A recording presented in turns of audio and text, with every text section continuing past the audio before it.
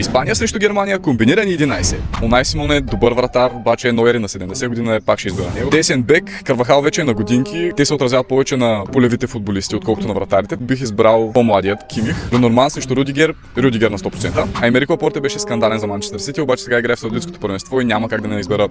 Марко Корея ми е много антипатичен. По-добре е, честно казано, в полузащитата, отколкото като ляв бек. За мен Раум е по-добрия. Тони Крос е доказал си футболист, истинска легенда, но Родри е в прайма си, просто трябва да е Родри. Между Андрих и Фабиан Руис съм доста на кантар. Мисля да избера Андрих, тъй като той също е шампион с Байер Леверкузен тази година. Това също е труден избор. Гюндоган е уникален футболист, минал през толкова класни европейски отбори, но мисля да избера таланта на Педри. За мен Ламин Ямал все още не се е доказал напълно нормално на 16 години, но не може да се сравнява към момента с Джамал Мусиала, който просто е вълшебник с топката. Въпреки че Вирц е, да кажем, на нивото на Джамал Мусиала, ще избера Нико Уилямс, който ми е изключително симпатичен. Тук сблъсъка е между Кай Хаверц и Алваро Мората. С оглед на последния сезон по-малко некадърния е Кай Хаверц. Вие кой мислите, че ще победи?